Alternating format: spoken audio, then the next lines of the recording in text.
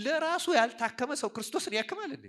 እግዚአብሔር ደግሞ የሚሰሩልህ ሰዎች አይደለም የሚፈልገው፣ የሚሰራባቸው ሰዎች ነው የሚፈልገው። አሁን ማንም ሰው ለእግዚአብሔር ሰራተኛ ነው። ሰዎች እስከ አክራሪነት ሲደርሱ እስከ ምንም ዴታችን አይደለም።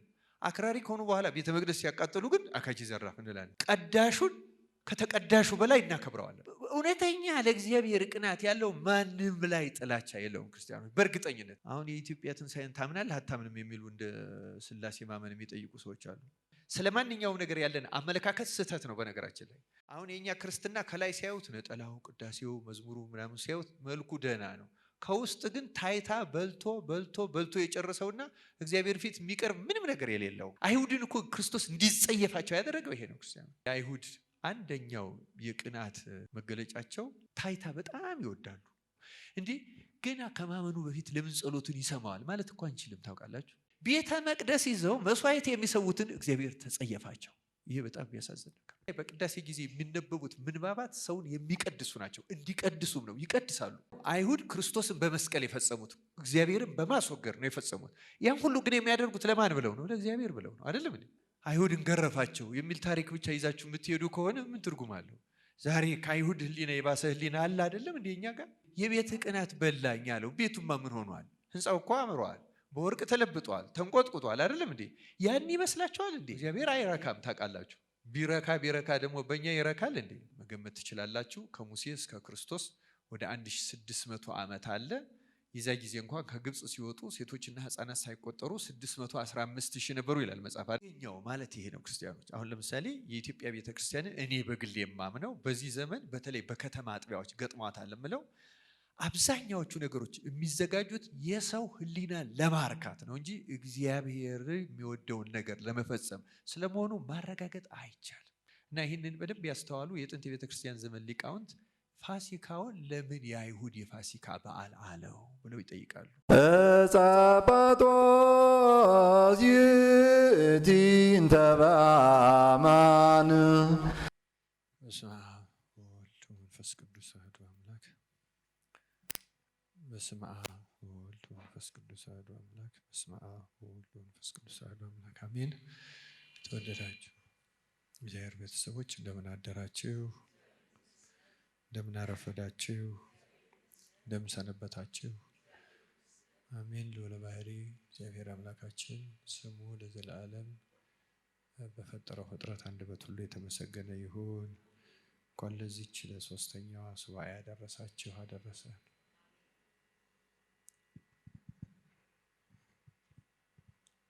አለ እውቀት መቅናት በሚል ርዕስ እንማማራለን።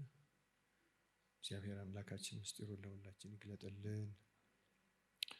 ቅዱስ ጳውሎስ ለሮሜ ምዕመናን በጻፈው መልእክቱ ምዕራፍ 10 ቁጥር 1 እስከ 3 ያለችውን ላንብብላችሁ። ወንድሞች ሆይ የልቤ በጎ ፈቃድና ስለ እስራኤል ወደ እግዚአብሔር ልመናዬ እንዲድኑ ነው። በእውቀት አይቅኑ እንጂ ለእግዚአብሔር እንዲቀኑ እመሰክርላቸዋለሁና። የእግዚአብሔርን ጽድቅ ሳያውቁ የራሳቸውን ጽድቅ ሊያቆሙ ሲፈልጉ ለእግዚአብሔር ጽድቅ አልተገዙም ይላል። ስለ ቃሉ የአምላካችን የእግዚአብሔር ስሙ የተመሰገነ ይሁን። ዛሬ በቅዳሴ ጊዜ እንደሰማችሁት ምኩራብ የሶስተኛው ሱባኤ መጀመሪያ ነው። የሚሰበከው ምስባክም ታውቁታላችሁ አይደለም? ምንድን ነው የሚለው? እስመ ቅንዓተ ቤትከ በልዐኒ፣ የቤትህ ቅናት ምን አደረገኝ ነው የሚለው። በላኝ፣ አቃጠለኝ። ትዕይርቶሙ ለእለ ይትዔየሩከ ወድቀ ላዕሌ፣ በአንተ ላይ ያመጡት የስድብ ቃል በእኔ ላይ ወድቋልና የሚል ኃይለ ቃል ነው። በምስባኩ የሰማነው እግዚአብሔር እንግዲህ ምስጢሩን ለሁላችን ይግለጥልን። ዳዊት በመንፈስ ቅዱስ አይቶ ስለ ቤተ መቅደሱ ቀንቷል፣ ተቃጥሏል።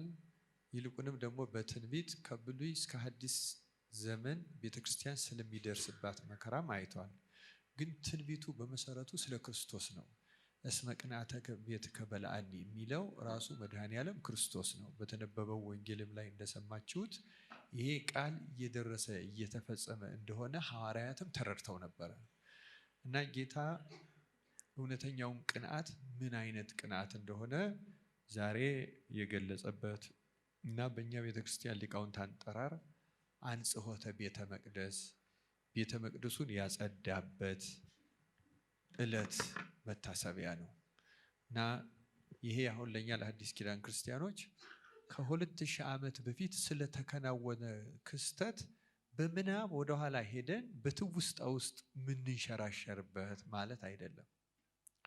እንደዛ ሳይሆን እንዲሁም በቀጥታ እያንዳንዱ እዚህ ያለ ክርስቲያን የራሱን ሰውነት ቤተ መቅደስ መንጻት በተመለከተ የሚያስብበት፣ የሚማርበት፣ የሚገሰጽበት፣ ራሱንም የሚመረምርበት እና ልክ በአካል በዚያ ጊዜ ባንኖርም እንደነበረ ሰው በዚያ ውስጥ በመንፈስ ህብረት ስለምንፈጥር እግዚአብሔር ይሄ እኛ የምንጠቀምበት ታሪካዊ ጊዜ ከዚያ ታሪካዊ ወቅት ጋር ባያገናኘንም የመንፈስ ቅዱስ ኃይል ግን ይሄ ወስዶ ስለሚያገናኘንና ለምናምነው መንጻቱ ስለሚደረግልን ለማያምንና ላልተረዳው ደግሞ ከሚጠረጉት ወገን የመሆን እድል ስለሚያመጣ በዚያ መንፈስ መማር ማየት በጣም አስፈላጊ ነው። እግዚአብሔር ምስጢሩን ለሁላችን በቸርነቱ ይግለጽልን። ክርስቲያኖች ታሪኩ የዛሬውን እንደምታውቁት ወደ ቤተ መቅደስ ሲሄድ እንግዲህ ዮሐንስ ወንጌል ጌታ በምድር ላይ 3 ዓመታት ማስተማሩን እንደ ማስረጃ አለው ተብሎ የሚጠቀሰው ወንጌል የዮሐንስ ወንጌል ነው። የዚህም መሰረታዊ ምክንያት ቢያንስ 3 የፋሲካ ዓመቶችን መዝግቧል ጌታ ያስተማረባቸውን። እየሰማችሁ ነው አይደለም? ቢያንስ ከዚህ እና 4ኛው እንግዲህ እሱ ተላልፎ የተሰጠበት ነው እና በመጀመሪያው ዛሬ የሚነበበው የምኩራቡ በመጀመሪያው ጌታ ማስተማር በጀመረበት ዓመት የተገኘበት የፋሲካ በዓል ነው እና እንደምታስታውሱት ዮሐንስ ወንጌል ምዕራፍ 2 ከዚህ ከቃና ዘገሊላው ተአምር በኋላ ወዲያው አይደለም የሚነበበው ጌታ ተጠመቀ እንላለን። ከዛ በ3ኛው ቀን በቃና ዘገሊላ ምን አደረገ? ይህን አደረገ። ከዛ ለፋሲካ በዓል ወደ የት ወጣ? ወደ ኢየሩሳሌም ወጣ። የመጀመሪያው ፋሲካ ማለት እሱ ነው። የመጀመሪያው ፋሲካ እና በዚህ የመጀመሪያው ፋሲካ ላይ ስንመለከተው መጽሐፍ ቅዱሱ የሚናገረው እዚህ አዲስ ኪዳኑ ዮሐንስ ወንጌል ምዕራፍ 2ቱም ከዚህ በኋላ ያሉትም ጌታ የተገኘባቸው ፋሲካዎችን የሚያስረዱት የመጽሐፍት ክፍል የሚገልጹት ፋሲካውን የአይሁድ ፋሲካ ብለው ነው የሚገልጹት። የማን ፋሲካ ብለው ይገልጹታል? ይሄ እኛ እንድንረዳ በደንብ ይጠቅመናል። ሁለተኛው ፋሲካ ለምሳሌ ዮሐንስ ወንጌል ምዕራፍ 6 ላይ ተገልጿል። የዳስ በዓሉም አለ። እሱም በተመለከተም ደግሞ አሁንም የአይሁድ የፋሲካ በዓል የአይሁድ የዳስ በዓል ቀርቦ ነበር ይላል። 3ኛው ዮሐንስ ወንጌል ምዕራፍ 12 ላይ ያለው አለ ደግሞ እሱንም ደግሞ አሁንም የአይሁድ የፋሲካ በዓል ነው የሚለው እና ይህንን በደንብ ያስተዋሉ የጥንት የቤተ ክርስቲያን ዘመን ሊቃውንት ፋሲካውን ለምን የአይሁድ የፋሲካ በዓል አለው ብለው ይጠይቃሉ። ለምንድን ነው ይህን የሚጠይቁት? መጀመሪያ ፋሲካ ስርዓቱ ሲሰራ እንደምታስታውሱት የኦሪት ዘጸአት ምዕራፍ 12 ላይ ከግብፅ ሲወጡ አይደለም ፋሲካው የሚጀመረው። ልክ ስርዓቱን ሲሰራላቸው ይሄ ለዘላለም የእግዚአብሔር ፋሲካ ስርዓት ይሁንህ ይላል። የማን ፋሲካ ይለዋል? አሁን ጊዜ አላባክንም። ከዚያ በኋላም ያሉትን በኦሪት እና በብሉያት ያሉ አንዳንድ ጥቅሶችን ስንመለከታቸው ጥንቱን ፋሲካው የእግዚአብሔር የፋሲካ በዓል ነበረ። ልክ ክርስቶስ በመጣበት ጊዜ ግን የእግዚአብሔር መሆኑ አቁሞ የአይሁድ ሆኖ ተገኘ ማለት ነው። ስለዚህ በሂደት ተሻሽሏል ወይስ ተበላሽቷል ማለት ነው? መልሱ እስቲ። የእግዚአብሔር ከመሆን የአይሁድ ወደ መሆን ሲመጣ ማደግ መሻሻል ነው ወይስ መበላሸት ማነስ ነው? አዎ ምንድነው? በሂደት እዩ ርዕሳችን ያለ እውቀት መቅናት ነው። እየሰማችሁ ነው አይደል? ያለ እውቀት መቅናት። አይሁድ እኮ ለእግዚአብሔር ይቀናሉ። ክርስቲያኖች ለእግዚአብሔር ይቀናሉ፣ ለአምልኮቱ ይቀናሉ፣ ለስርዓቱ ይቀናሉ፣ ለአገልግሎቱ ይቀናሉ። ስለዚህ የሚቻላቸውንና በእነሱ ሕሊና ጥሩ የመሰላቸውን ሁሉ ያደርጉ ነበረ። አስተውሉ ክርስቲያኖች፣ ጥሩና አስፈላጊ ነው ያሉትን ሁሉ ያደርጉ ነበረ። ጌታ በመጣበት ዘመን ደግሞ የአይሁድ የሕዝቡ ቁጥር ስለሚጨምር መገመት ትችላላችሁ። ከሙሴ እስከ ክርስቶስ ወደ 1600 ዓመት አለ። የዛ ጊዜ እንኳን ከግብፅ ሲወጡ ሴቶችና ሕፃናት ሳይቆጠሩ 615,000 ነበሩ ይላል መጽሐፍ አይደለም? ክርስቶስ በመጣበት ጊዜ ብዙ ሚሊዮኖች እንደሆኑ ከ1600 ዓመት በኋላ መገመት እንችላለን። ስለዚህ ለበዓሉ የሚመጣው ሕዝብ ብዛት ወሰን አልነበረው። የመስዋዕቱ ብዛት ወሰን አልነበረው። ስለዚህ የበዓሉ ድምቀት፣ ግርግሩ በጣም ልዩ ነበረ። ዮሴፍ ወልደ ኮሪዮን ምሳሌ ጌታ በመጣበት ወቅት የነበረውን የበዓላቱን አከባበር፣ የመስዋዕቱን ብዛት፣ አስደማሚነቱን መዝግቦታል። ግን ተመልከቱ፣ እንደዛ እነሱ በህሊናቸው በተረዳበት መጠን ከህዝቡ ብዛትም የተነሳ በዓሉን ወደዚያ ድምቀትና ሁኔታ ያሸጋግሩት እንጂ መንፈሱ ግን ከእግዚአብሔር ትእዛዝ መንፈስ የወጣ ሆኖ እግዚአብሔር ጥሎት ነበር። በመንፈሳዊ ሕይወት በጣም አደገኛው ማለት ይሄ ነው ክርስቲያኖች። አሁን ለምሳሌ የኢትዮጵያ ቤተክርስቲያንን እኔ በግል የማምነው በዚህ ዘመን በተለይ በከተማ አጥቢያዎች ገጥሟታል የምለው አብዛኛዎቹ ነገሮች የሚዘጋጁት የሰው ሕሊና ለማርካት ነው እንጂ እግዚአብሔር የሚወደውን ነገር ለመፈጸም ስለመሆኑ ማረጋገጥ አይቻልም። እውነቱ በአብዛኛው መለኪያችን ራሱ ድምቀት ነው። መለኪያችን የኛ ደስታ ነው። ለምሳሌ በመዝሙር ሰንበት ትምህርት ቤት ወጣቶች እዚህ መዘምራኑም አሉ። በአብዛኛው እኛን ነው የምናረካው፣ እግዚአብሔርን ነው የምናገለግለው። እግዚአብሔር አይረካም ታውቃላችሁ። ቢረካ ደግሞ በእኛ ይረካል እንዴ? ሊቀበለን ግን ይችላል። በንጽህና ከቀረበ ዝማሪያችን ይቀበለዋል፣ አይንቀውም። በእውነት ከቀረበ ይቀበለዋል፣ አይንቀውም። ከእሱን ተቀብሎም ለሱ የሚረባው ነገር የለም። እኛን መልሶ ያነጻናል፣ ያከብረናል፣ ይለውጠናል፣ እውቀት ጸጋ ይሰጣናል አይደለም? ግን እኛ ብቻ የምንረካበት ከሆነ እና ስንቀና ራሱ እንዴት ባህላችን ይፈዛል እስኪ እናድምቀው ብለን እንጣጣራለን አይደለም? የተሸነፍን የተዋረድን መስሎን እንቀናለን እኮ። መቅናቱን እንቀናለን እኮ። የተለየ የተሻለ ሆኖ እንዲታይ እንፈልጋለን። ግን የምንቀናው ቅናት እግዚአብሔር የሚወደው አይነት ለማድረግ ነው፣ እኛ የምንወደው አይነት ለማድረግ ነው። እግዚአብሔር የሚቀበለው አይነት ለማድረግ ነው፣ እኛ የምንረካበት አይነት ለማድረግ ነው። ይኸው ሁለቱ ቅናቶች እንደዚህ ነው። ጌታም እስመ ቅንዓተ የቤትህ ቅናት በላኝ አለው። ቤቱማ ምን ሆኗል? ህንፃው እኮ አምሯል፣ በወርቅ ተለብጧል፣ ተንቆጥቁጧል አይደለም እንዴ? ያን ይመስላችኋል እንዴ? ያ ነው እሱ ጎሰቆለ፣ አልታደሰም፣ አረጀ ብሎ ስለ ህንፃው ነው የቀና ጌታ? በኋላ እኮ ምልክት ይህን ስለማድረግ ምልክት ስጠን ሲሉት ይህን ቤተ መቅደስ አፈርሰዋለሁ በ3 ቀን ሰራዋለሁ ሲላቸው እኮ እንዴ 46 ዓመት ፈጅቶ የተሰራ ቤተ መቅደስ ደግሞ በ3 ቀን ትላለህ ብለዋል አይደለም እንዴ? እነሱ የሚያስቡት ከዛ ይቀናሉ፣ ያስባሉ። የሚያስቡበት መንገድ ምድራዊ፣ ጊዜያዊ፣ ከሰዎች ኢጎ፣ ከዚህ ከነሱ እርካታ፣ ፍላጎት፣ ኮምፕሌክስ ጋር የተገናኘ። የዛሬው አንጽሖተ ቤተ መቅደስ ዋናው መልእክት ይህንን ህሊና ማንጻት ከሆነ ብቻ ነው ትክክል የሚሆነው ክርስቲያኖች። ካልሆነ አይሁድን ገረፋቸው የሚል ታሪክ ብቻ ይዛችሁ የምትሄዱ ከሆነ ምን ትርጉም አለው? ዛሬ ከአይሁድ ህሊና የባሰ ህሊና አለ አይደለም እንዴ? እኛ ጋር ከነሱ የባሰ ህሊና አለ እኮ በሐዲስ ኪዳን። ለዚያው በሐዲስ ኪዳኗ በክርስቶስ ቤተክርስቲያን ውስጥ ከዚያ የባሰ አስቸጋሪ መንገድ የሚሄድ ህሊና አለ ክርስቲያን። ስለዚህ የምንቀናውን ቅናት መመርመር አስፈላጊ ነው። ጉባኤያችን ፈዘዘ ደመቀ ብለን ብናስብ ሰው ስለ መብዛትና ስለ ማነሱ ነው? ስለ መዳንና ስለ የቱ ነው የምንጨነቀው? ግን በአግባቡ ለምንስ ነው ብለን በአግባቡ መርመረ ነው እናውቃለን፣ አስበን እናውቃለን። ምን አይነት ቅናት ነው ያለን? ምን አይነት ሀሳብ ነው ያለን? ምንድን ነው የአስተሳሰባችን መሰረቱ? መለኪያችን ምንድን ነው? ህሊናችን ነገሮችን የሚያይበት መነጽሩ መጽሐፍ ቅዱሳዊና መንፈሳዊ ነው ጉዳዩ መጽሐፍ ቅዱስና መንፈሳዊም ቢሆን ግን እይታው ዓለማዊ ነው ወይ? የትኛው? አብዛኛው ጉዳዩ የቤተ ክርስቲያን ነው። እይታው ግን ዓለማዊ ነው፣ ውጫዊ ነው። ከዚህ ዓለም የምናመጣው ኮምፕሌክስ ነው በእውነቱ። ያ ቅናት አጥፊ ቅናት ነው። ያ ቅናት ራሱ እግዚአብሔርን የሚያባርር ቅናት ነው። ለዚያ ነው አይሁድ ክርስቶስን በመስቀል የፈጸሙት፣ እግዚአብሔርን በማስወገድ ነው የፈጸሙት። ያን ሁሉ ግን የሚያደርጉት ለማን ብለው ነው? ለእግዚአብሔር ብለው ነው። አይደለም እንዴ? ነው አይደለም? ለእግዚአብሔር እኮ ብለው ነው። ለዚያ እኮ ነው ቅዱስ ጳውሎስ እንዲድኑ ነው ምኞቴ ያለ። በእውቀት አይቅኑ እንጂ ለእግዚአብሔርስ እንዲቀኑ እመሰክርላቸዋለሁ። እነሱ እኮ ለእግዚአብሔር ብለው ነው ያን ሁሉ የሚያደርጉት። ቅናታቸው እኮ አሁንም የኛ ዘመን ቅናታችን ብዙዎቻችን ለቤተ ክርስቲያን ብለን ነው። ግን ያ ቅናት ትክክል ነው? እግዚአብሔር የሚቀበለው ነው? መንፈሳዊ ነው? እውነተኛ ነገር ነው?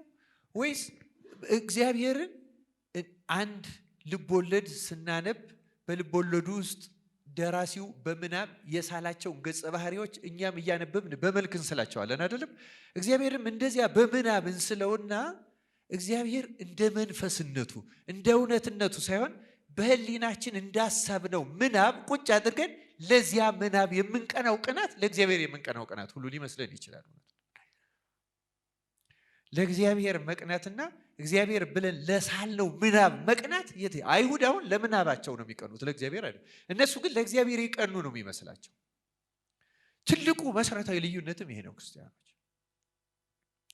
እንደ ሰንበት ትምህርት ቤት መመላለስ፣ መማር፣ መገኘት በጣም እጅግ መልካምና ጥሩ ነገር ነው። ሰንበትን ከዚህ ማሳለፍ ግን በሰንበት እንደሚገባ አይነት ህሊናና መንፈስ እንዲኖረን ደግሞ እግዚአብሔርን በንጽህና በትህትና መጠየቅና ቃሉንም እሱ እንደወደደው እንድንማረው መለመን በጣም አስፈላጊ ነው። እኛ እንደወደድ ነው። አሁን እኛም አገልጋዮቹ በምናገለግልበት ጊዜ ምንድን ነው የምንፈልገው? ሰዎችን ማስደነቅ ኢምፕረስ ማድረግ ነው የምንፈልገው? ወይስ ነፍሳትን ከእግዚአብሔር ጋር ማገናኘት ነው የምንፈልገው? ለየትኛው ነው የምንቀናው? ለየትኛው ነው የምናስበው? ለየትኛው ነው የምንሮጠው? እነዚህ መሰረታዊ ነገሮች ናቸው ክርስቲያኖች። ካልሆነ ቅናታችን የአይሁድ ቅናት ይሆንብናል ማለት ነው።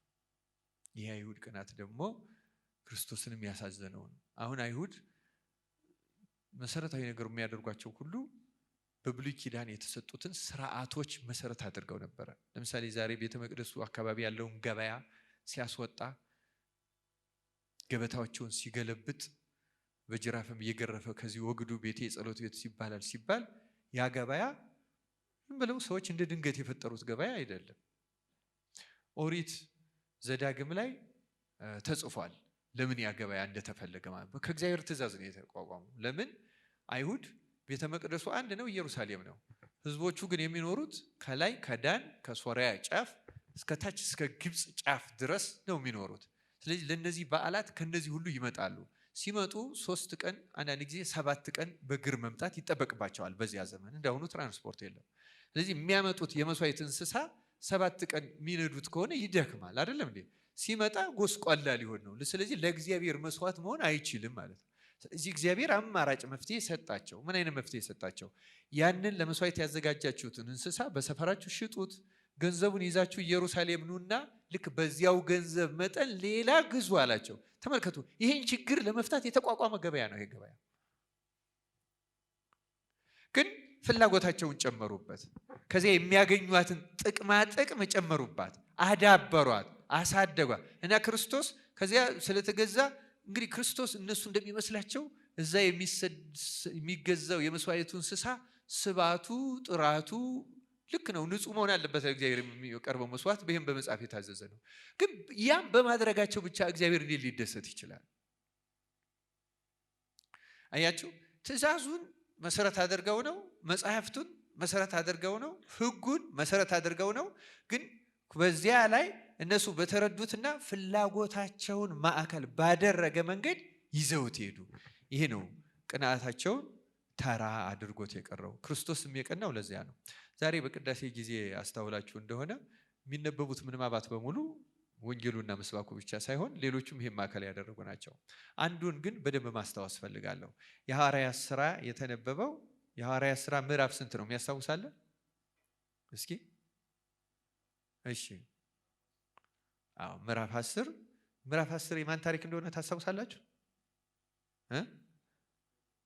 የቆርኔሌዎስ ታሪክ። እግዚአብሔር ይስጥልኝ። ግን ራሳችንን ምን መርምረው። ለምሳሌ ዝም ብለን በልማድ እየተገኘን የምናስቀድስ ምናምን ከሆነ የሆነ መልእክት እንደሚነበብ ሁሌ እናውቃለን። ሁልጊዜ ዛሬ ለምን እንደተነበበ ግን አናስታውሰው። እንሰማዋለን እኮ እርግጥ በአሁኑ ጊዜ አሟልቶ የሚያነብም እየጠፋ ነው። ልክ እንደተጀመረ መርገፉ ይጀመራል። ወዲያው ቅዱስ ይባላል። በቃሉ እንደምንቀደስና ቃሉ በጣም አስፈላጊ እንደሆነ ለትምህርት ብቻ ይመስላቸዋል ሰዎች። በነገራችን ላይ በቅዳሴ ጊዜ የሚነበቡት ምንባባት ሰውን የሚቀድሱ ናቸው። እንዲቀድሱም ነው፣ ይቀድሳሉ። ምስጢራትም ይገለጻል ሰው በማስተዋል ሲሰማቸው ማለት ነው። ምክንያቱም የሚገልጸው መንፈስ ቅዱስ ስለሆነ ከቅዳሴ የተሻለና የሚበልጥ አንድም ጸሎትም ስለሌለ ምንም ተካካይ ስለሌለው በዚያ ጊዜ አንባቢ እንዲያውም በዚህ በዜና አበው ላይ የሚያነበውን ሰው ሁሉ ይገስጻል። የሚያነበውን ሰው ስለ መጽሐፉ ሁሉ ይናገራል። ዜና አበው እንዲያውም መጽሐፉ ፊደሎቹ የጎሉ ለማየት የማያስቸግሩ፣ አንባቢው ደግሞ አትብቶ ማለት ሳያውደፈድፍ አንድ ቃል ሳያነጥብ ሳይጥል አጥርቶ ማንበብ አለበት። ምዕመናን ደግሞ ነቅተው መስማት አለባቸው።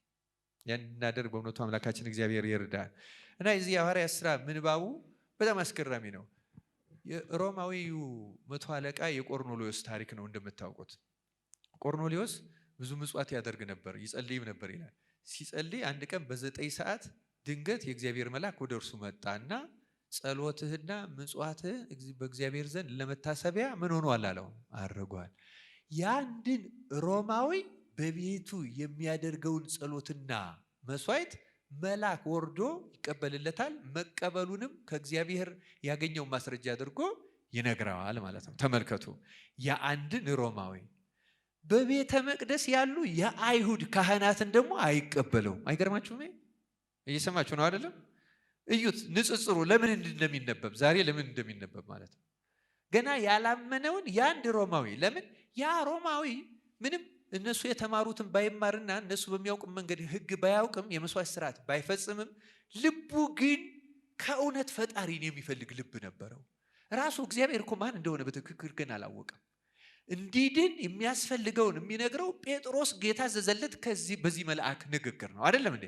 ግን ደግሞ ልበ ትሁተ ወየዋህ ኢይሜንን እግዚአብሔር፣ ትሁትና የተዋረደ ልብ እግዚአብሔር አይንቅም ተብሎ ተጽፏል። አልተጻፈም? ስለማይንቅ ተመልከቱ፣ ልቡ የተዋረደውን የሮማዊን ቆርኔሌዎስን ወይ እንደ አይሁድ ሕግ ተገዝሮ አይሁዳዊ ያልሆነውን ወይ እንደ ክርስቲያን ሕግ ተጠምቆ ክርስቲያን ያልሆነውን እግዚአብሔር እየሰማውና በጸሎት ሰዓት መልአክ እያላከለት ቤተ መቅደስ ይዘው መስዋዕት የሚሰዉትን እግዚአብሔር ተጸየፋቸው። ይሄ በጣም የሚያሳዝን ነገር ነው ክርስቲያኖች፣ በጣም የሚያሳዝን ነገር። ዛሬም እንዲህ ላለመሆኑ ማረጋገጫ የለንም። በቤተ መቅደስ ምን ተጋ ምን መጣ እንደዚህ ሰዎች አለን። ግን እግዚአብሔር ልቡናን ሕሊናን ነው የሚቀበለው። መምጣታችን በጣም መልካምና አስፈላጊ ሆኖ ለዚህ የሚገባው ልቡና ከሌለን ግን መምጣታችን ብቻውን ጠቃሚ አይሆንም ማለት ነው። አስፈላጊ ሕሊናና ልቡና ያስፈልገዋልና እና አስደናቂ ነው በእውነቱ ክርስቲያኖች። አንዳንድ ደግሞ መንገዱን የማያውቁ እስላም ሊሆን ይችላል፣ ሂንዱ ሊሆን ይችላል፣ ምን ሊሆን ይችላል። እግዚአብሔር ልቡን አይቶ ግን ወደ ድህነት የሚጠቅሰው ሰው ግን ይኖራል፣ ይቀበለዋል። በዚያው ባለበት ሆኖ እኮ ነው እንዲህ ገና ከማመኑ በፊት ለምን ጸሎቱን ይሰማዋል ማለት እኮ አንችልም። ታውቃላችሁ፣ ፍጥረቱን የሚሰማው ማን ነው? ፈጣሪ እኮ ነው። ከዛ ማስተካከል የማን ስራ ነው? የእሱ ስራ ነው። ወደ ትክክለኛው መንገድ መራው። ቆርኔሌዎስንም እኮ የሰማው ግን ከመምራቱ በፊት ነው። እኛ የድህነቱን መንገድ አግኝተ ነው ግን ጸሎታችን የማይሰማ ሲሆን፣ የድህነቱን መንገድ ያላገኘው ደግሞ የሚሰማ ሲሆን፣ ይሄ ሲገላበጥ አይገርምም? ይሄ አያስደንቅም? አሁንም የብዙዎቻችን ከእውቀታችን ከመማራችን ከምናምን ተቃራኒ ነው ልቡናችን በአብዛኛው። እግዚአብሔር ይህን ልቡና ያስተካክለልን። የተወደዳቸው የእግዚአብሔር ቤተሰቦች፣ እንግዲህ ርዕሳችን ያለ እውቀት መቅናት ነው ያልኩት። እንደ አይሁድ ቀናተኛ የለም። እናስጨን በቃ መገለጫዎች ግን አሏቸው። እነዛ መገለጫዎች በእኛ መካከል በብዛት ሊታዩ ይችላሉ። ማይታይባቸው ሰዎች ቢኖሩም በእኛ ዘመን በብዛት ይታያሉ። በእውነቱ ለምሳሌ የአይሁድ አንደኛው የቅናት መገለጫቸው ታይታ በጣም ይወዳሉ። ታውቃላችሁ፣ ጌታ ወንጌልን ሲሰራ ለምሳሌ ማቴዎስ 6ን ስናነበው በአብዛኛው የገሰጸው በተለይ ሶስቱን አበይት አንቀጾች አንቀጸ ጾምን፣ አንቀጸ ጸሎትን፣ አንቀጸ ምጽዋትን ሲናገር ከነሱ ጋር ያነጻጸረው አይደል? እንደ አይሁድ በከንቱ አትድገሙ ይላል አይደለም? አንተ ግን ስትጸልይ እንደዚህ አድርግ። እነሱ ለሰው ይታዩ ዘንድ በየአደባባዩ ቆመው እንደዚህ ያደርጋሉና ይላል አይደለም?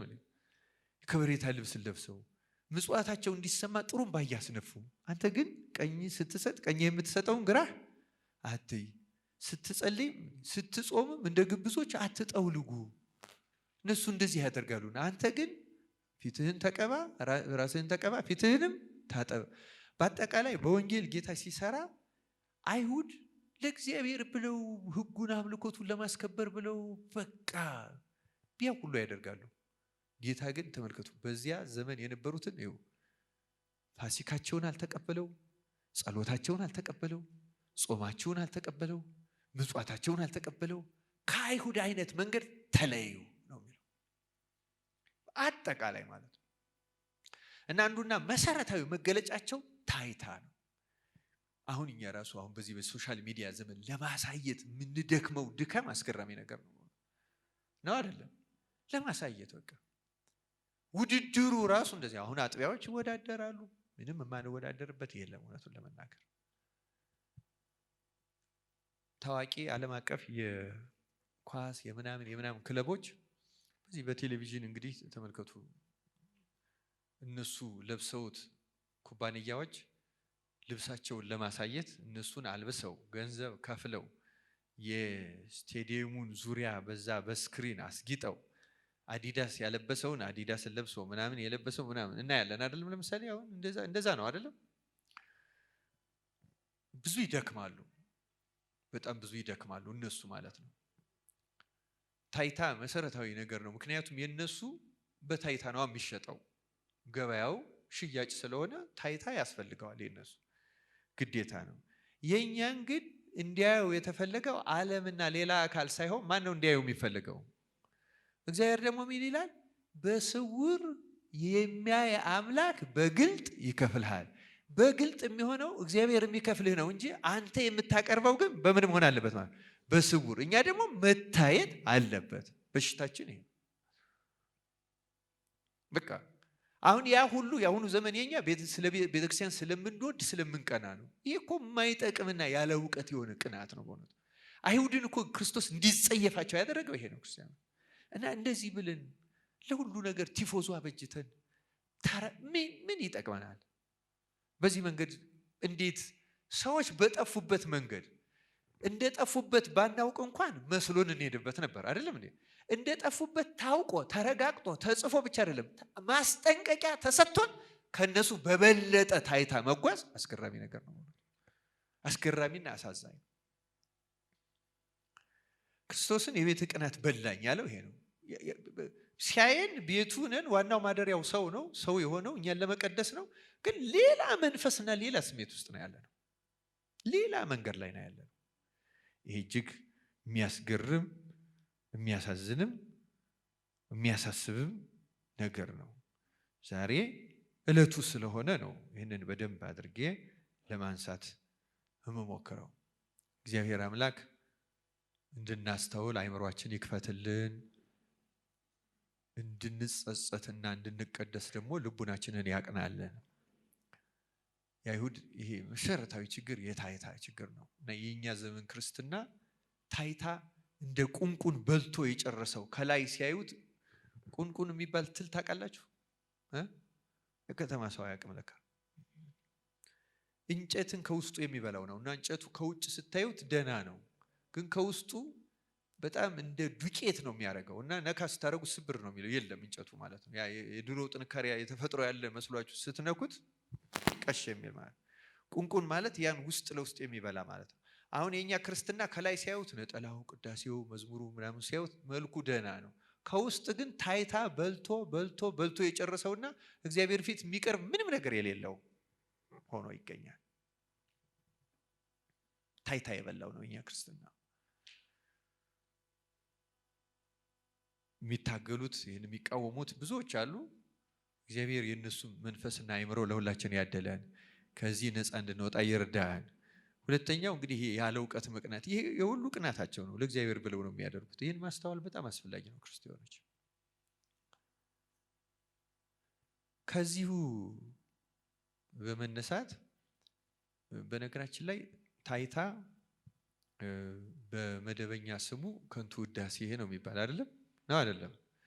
ከከንቱ ውዳሴ ጋር ተገናኝቶ አጠቃላይ ብዙ ከንቱ የሆኑ ነገሮች አሉ። በእንግሊዝኛው ቫኒቲ የሚባለው ከንቱ፣ ሶሎሞንን በምሳሌ ሁሉ ከንቱ ይላል አይደለም። ከንቱ መጽሐፍ ላይ እስቲ ከንቱ ብላችሁ በአሁኑ ዘመን ስላለ ሰርች አድርጉትና እስኪ ስለዚህ አንብቡ፣ አንዳንድ ነገሮችን አንብቡ እና ከንቱ ሆኖ ነው የሚቀረው። በነገራችን ላይ ከንቱ ነው፣ በቃ ድካማችን ሁሉ ከንቱ ነው። እና ይሄ ከንቱነት ውስጡ ትዕቢት አለው። ከንቱ ውዳሴ መሰረቱ አንዱ በነገራችን ላይ ትዕቢት ነው። ለምሳሌ እኔ የተለየው ሰው ሆኜ እንድታይ የምፈልግ ከሆነ ከንቱ ውዳሴ የምፈልግ ከሆነ መጀመሪያ ራሴን ከፍ አድርጌ አያለው ማለት ነው አይደለም። እኔ ራሴን ከፍ አድርጌ በማይበት መንገድ ሰዎች እንዲያዩኝ ስፈልግ ያ ከንቱ ውዳሴ ይሆናል። ራሴን ከፍ አድርጌ ማየት የመጀመሪያ ትዕቢት ነው። ገብቷችኋል አይደለም? እኔ ራሴን ባየሁበት መንገድ ሌሎች እንዲያዩኝ ስፈልግ ደግሞ ከትዕቢቱ ከንቱ ውዳሴ ይወለዳል ማለት ነው።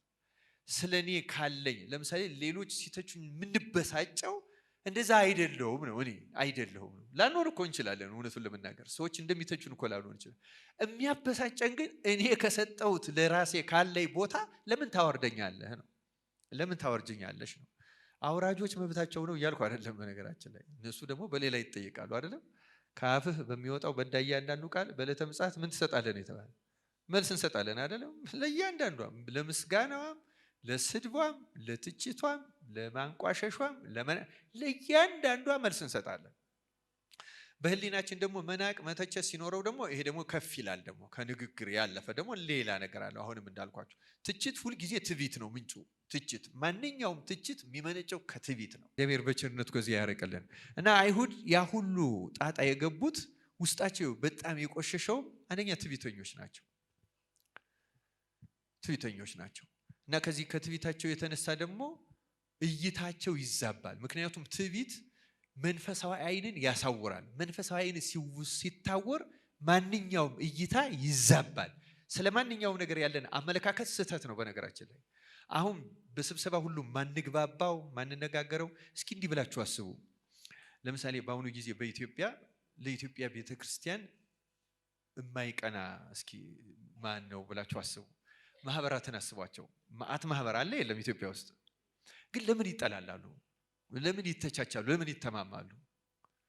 እውነተኞች መንፈሳውያን ከሆን እኮ መንፈስ ቅዱስ አንድ ነው። ልንተቻችበት የምንችለው ምንም መንገድ እኮና ምክንያት የለም። ከመንፈስ ቅዱስ ከሆነ ያ ሁሉ አይፈጠርም። በእርግጠኝነት አሁን ያለው ሁኔታ ሰንበት ትምህርት ቤቱ፣ ሰበካ ጉባኤው፣ ልማት ኮሚቴው ይሄ ቆረቆራለሁ የሚለው በሙሉ እዩት። ለምሳሌ ቤተክርስቲያን መስዋዕቷ አያርግም፣ ጸሎቷም ስርዓቷም ትክክል አይደለም። ይሄ የሚያጸዳ መዓት ሊመጣ ነው። እኛ ደግሞ ከሚድኑቱ ወገን ነን አሉና ደግሞ ማን ነው የሚባሉት? እነዚህ ደግሞ የሆነ አንድ አሁን ስማቸው ጠፋኝ። አታውቋቸው? አሁን የኢትዮጵያ ትንሣኤን ታምናለህ አታምንም የሚሉ እንደ ስላሴ ማመን የሚጠይቁ ሰዎች አሉ። ምንድን ነበር የሚባሉት? የዓለም ብርሃን ነው። የዓለም ብርሃን እንደው እኮ ስም ያለው ሞኝ ነው። የዓለም ብርሃን መድኃኔዓለም ነው በእውነቱ። የዓለም ብርሃን እሱ ነው አይደል? እኔ እውነተኛ የዓለም ብርሃን ነኝ አይደለም ያለው ነው አይደለም? አሁን እነዚህ ሰዎች እኮ ለእግዚአብሔርና ለቤተ ክርስቲያን ቀንተው ነው እንበድል፣ እናጥፋ፣ እንጥፋ ብለው ነው እንዴ እንደዛ የሚያደርጉት ነው? አይደለም እኮ አይደለም። በተንኮል እኮ አይደለም። ጥላቻ ሊኖራቸው ይችላል። ምክንያቱም ጥላቻቸውን አያለው። እናርዳለን ሁሉ የሚል ሰው አላቸው አንዳንዱ እንደዚህ። ምክንያቱም ያ ሁሉ በቅናት ነው። አይሁድም እኮ ጳውሎስን እስጢፋኖስን የገወገሩት በቅናት እኮ ነው። እንዴት ለእግዚአብሔር ልጅ ታበጅለታለህ ብለው አይደለም እንዴ? እዩ፣ ሰው ቅንዓቱ ትክክል ካልሆነ በጣም አደገኛ ነገሮች ነው የሚፈጠሩ። እነሱን እንዳንድዩአቸው። አጥማቂዎችን እዩአቸው ደግሞ ሰው በሰይጣን ተወረሰ እናድነው ብለው ደግሞ የሚሰሩት እነዚህ ለማን ነው የሚሰሩት? እንዲሁ በጣም አስገራሚ ነገር እኮ ነው። እንደዚህ አሁን በአሁኑ ዘመን የኢትዮጵያ ቤተክርስቲያን ሕዝብን ምዕመኑን ለማዳን በየቅንዓቱ መጠን በተለያየ አቅጣጫ ያልተሰለፈ ግን ቀላል ማንጠሪያ አለ። ማንጠሪያው ምንድነው? ከመንፈስ ቢሆን ይህ ሁሉ አይፈጠርም። ከመንፈስ ቅዱስ ቢሆን፣ ምክንያቱም መንፈስ ቅዱስ አንድ ነው፣ ስራውም የታወቀ ነው። ክርስቲያኖች ተመልከቱ፣ ሁሉም ግን ለእግዚአብሔር ነው የሚቀናው። ስለዚህ አንዱ ሌላውን ይጠላዋል። የሚጠላው ለእግዚአብሔር ቀንቶ ነው።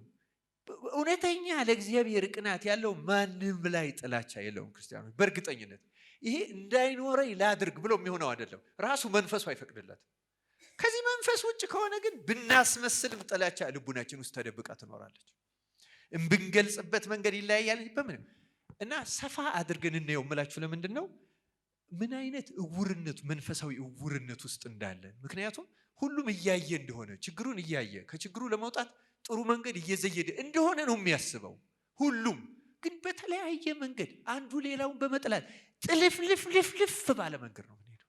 እግዚአብሔር ከዚህ ሁሉ በሽታ ይፈውሳል። ክርስቲያኖች በደንብ ማሰብ አለብን። እና አይሁድ በዚህ የእይታ መዛባት ምክንያት ይሄ እይታ መዛባትን ያየው ነው እንግዲህ በተሳሳተ መንገድ መቅናት መገለጫዎቹ አንዱ በጣም በተለያየ መንገድ ነው የምናየው። ለእግዚአብሔር እንቀናለን። አሁን እነዛ የዓለም ብርሃን አንዳንድ ሰዎች ማቃቸው አሉ እና ለገንዘብ ሀዘኔታ የላቸውም። አንዳንዶቹ እንዲሁም እኔ ዛሬው 2 ዓመት እንደዚህ ምናምን የታሰሩ ሰዎች ሁሉ አውቃለሁ። ምክንያቱም መዓቱ ሊመጣ ነው ብለው እህል ነዳጅ ይቆጥቡ ነበር። የነሱ አባላት ይድናሉ ተብሎ ብዙ ያከማቸው ነበርና በማህበር ነው የሚደራጁት። ለአንዱ ማህበር ቤት ተከራይተው እኔ ማቀውን ነው የምነግራችሁ። እዛ ቤት የዛ የማህበሩ አባላት ይከማቻልና ይመጣል፣ ሌላ ሁሉ ሊጠረግ ነው ምናምን ይላሉ። አሁን እንዴት እንደዘገየ እንጂ አላቸው ጀስቲፊኬሽን። ለነገሩ የሆነ ሰው ሲነግረኝ ነበር እንዴት ጀስቲፋይ እንዳደረጉት ማለት ነው። እና በቅርብ እንደዚህ ይሆናል። በኢትዮጵያ ትንሣኤ ታምናለህ አታምን ምናምን ሁሉ ይባላል። በክርስቶስ ትንሣኤ ነው ሰው ማመን ያለበት ክርስቲያኖች። ከዛ የክርስቶስ ትንሣኤ በየልቡናችን ውስጥ እንዲሰራ ነው ማሰብ ያለብን። ኢትዮጵያ ሀገር ናት፣ ሰዎች ናቸው። ሰዎቹ ክርስቶስ ትንሣኤ አምነው ከተነሱ ሰዎቹ ይነሳሉ እንጂ ሌላ ትንሣኤ የለም እኮ። ከክርስቶስ ትንሣኤ በኋላ ሌላ ትንሣኤ የለም። ትንሣኤ ዘጉባኤ ብቻ ነው የምንጠብቀው፣ ሌላ ነገር የለም። ያም የሚፈጸመው በክርስቶስ ትንሣኤ ምክንያት እንጂ የተነሳው ኢትዮጵያ ልታርግ ልትበለጽግ ትችላለች እንዴ? ከሰራን ይሆናል እኮ፣ ካልሰራን አይሆንም። እስከ ዛሬስ በፍርድ ነው እንዴ ደህይተን የኖር ነው? ግን እይታችን ዝብትብት ነው የሚያደርገው ሰይጣን። ብልሃተኛ ነው ሰይጣን። እና አሁን ራሱ እንደዚህ ስናደርግ እግዚአብሔር በዚያ ውስጥ ያሉትን ሰዎች ከመናቅና ከመተቸን መንፈስ ህሊናችንን ይጠብቅልን። ምክንያቱም አሁንም ትችት እኛን ጻድቅ አድርጎ ማሰብ ስለሆነ ማለት ነው። ገብቷችኋል አይደለም? እኛን የተሻለ ጻድቅ አድርጎ እነሱ መሳሳታቸው እኛን ጻድቅ ስለማያደርገን፣ እኛም መሳሳታችን እነሱን ጻድቅ ስለማያደርጋቸው፣ ሌሎቹም መሳሳታቸው ሌሎቹን እነሱን የሚተቹትን ጻድቅ አያደርግም። ሆኖ ክርስቲያኖች የሚያደርገው በእውነተኛው መንፈስ በትክክለኛው መንገድ መጓዝ ብቻ ነው። ቅንዓትን ከአይሁድ ቅናት መሰወር ነው። እና የአይሁድ ቅናት እይታቸው መዛባትን ያነሳውት ምንድን ነው? በዚያ ጊዜ በመሐላ ሁሉ ይከራከራሉ። በቤተ መቅደስ ይማላል አይማልም? አይ በቤተ መቅደስ ማንም ቢብል ወዮለት ይላሉ አይሁድ። አይደለም በቤተ መቅደሱ መማል ይችላል ነው እንጂ የሚሉት፣ በወርቋ ግን መማል አይችልም ይላሉ።